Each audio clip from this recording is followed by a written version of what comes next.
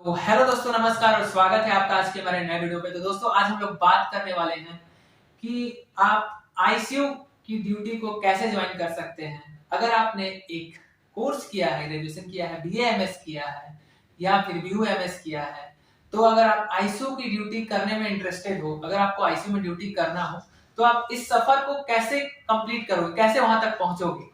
तो सबसे main point जो है एक डॉक्टर के लिए जिसने बीएमएस जस्ट अभी कंप्लीट किया है, तो सबसे पहला पॉइंट ये है कि डॉक्टर को एक एमडी मेडिसिन जो स्पेशलिस्ट हैं उनके अंदर कम से कम 6 महीने से लेके 1 साल तक अच्छे से काम करना चाहिए, पूरे ईमानदारी के साथ काम करना चाहिए।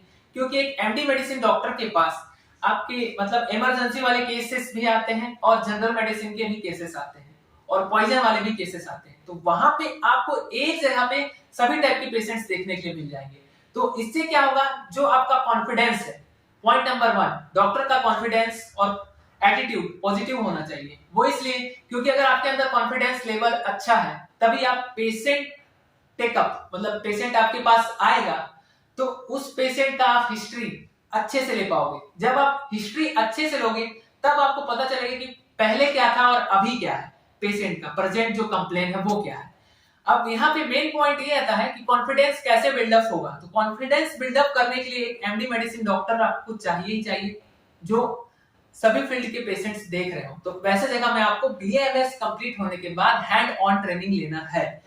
फिर बात करते हैं अब आगे चल के कि आप अगर आप आईसीयू में ज्वाइन हो जाते हो तब वहां पे आपको क्रिटिकल केयर मैनेजमेंट आना चाहिए।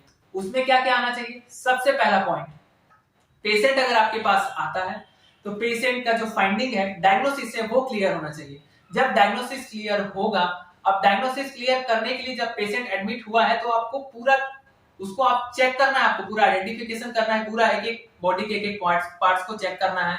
पूरा चेक करने के बाद ही आप पेशेंट को सही डायग्नोसिस पे लेके जा सकते हो।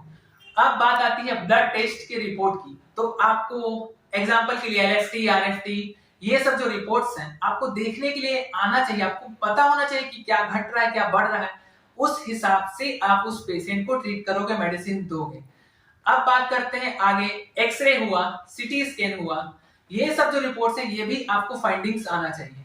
अब आगे बढ़ते हैं, उसके बाद आ जाते हैं आपका मेन जो आईसीयू का जो होता है, इंटेंसिव केयर मैनेजमेंट का मेन जो आप ब्रह्मास्त्र बोल सकते हो, सबसे पहला ईसीजी।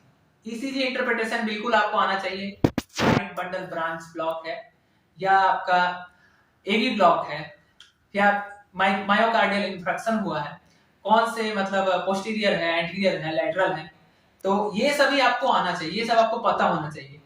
अब ये सब जब आपको अच्छे से आपको क्लियर रहेगा तब आप इंटेंसिव केयर मतलब आईसीयू में आप आराम से अच्छे से पेशेंट को खुद के दम पे हैंडल कर पाओगे।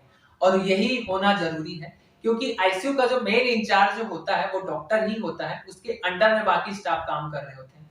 जैसा आप उनको बोलोगे करने के लिए बाकी स्टाफ को, वो आपका सपोर्ट करेंगे। इसलिए आपके अंदर कॉन्फिडेंस का होना बहुत ज्यादा जरूरी है क्योंकि जब तक कॉन्फिडेंस नहीं रहेगा तब तक आप पेशेंट को हैंडल नहीं कर पाओगे। कॉन्फिडेंस नहीं रहेगा तो कैसे करोगे, पेशेंट आया, अब समझ ही नहीं आ रहा है क्या करना है, अब वो सांस लेने में दिक्कत हो रहा है। अब मान लो कि एक ब्रीथलेसनेस वाला पेशेंट आया, शॉर्टनेस ऑफ ब्रीथ वाला, जिसको अच्छे से सांस वो नहीं ले पा रहा है। क्यों ऐसा हो रहा है, पेशेंट गैस्पिंग कर रहा है।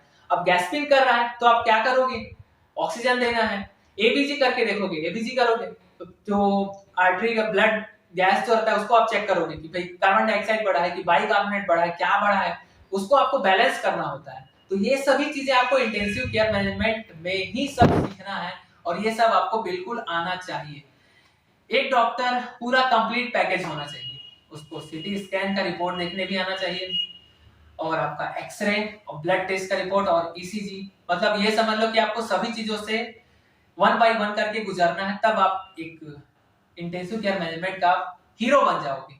तो बस आज का वीडियो बनाने का मेन पर्पस यही था कि आपको बीएमएस का जो जर्नी आप अभी आपका जो चल रहा है, अगर आप आईसीयू में इंटरेस्टेड हो, आपको बहुत ज्यादा इंटरेस्ट है कि आप आईसीयू में ड्यूटी करना ही चाहते हो, आपको पेशेंट का जान बचाना है, तो आप बिल्कुल ये जो मैं अभी बताया हूं, आपको पूरा जो पॉइंट्स बताया, जो पॉइंट्स मैंने जो काउंट करवाए हैं, वो सभी आपको स्टेप बाय स्टेप अपने जो आप ड्यूटी करोगे उसमें आपको ऐड करते चले जाना है, तो वैसे वैसे आप अपने स्किल को इंप्रूव करते चले जाओगे। तो बस आज की वीडियो को यहीं पे एंड करते हैं, मिलते हैं नेक्स्ट वीडियो पे। डिस्क्रिप्शन पे इंस्टा का लिंक है, अगर आपके कुछ डाउट्स हैं तो आप इंस्टाग्राम में पूछ सकते हो, किसी भी मेडिकल कोर्स को लेके या फिर किसी भी टॉपिक को लेके जो मेडिकल कोर्स से रिलेटेड हो। तो बस आज की वीडियो को यहीं पे एंड करते हैं, मिलते हैं नेक्स्ट वीडियो पे। चैनल को ऐसे ही सपोर्ट करते रहिए, लाइक कीजिए, सब्सक्राइब कीजिए। आप सभी को दिल से थैंक यू।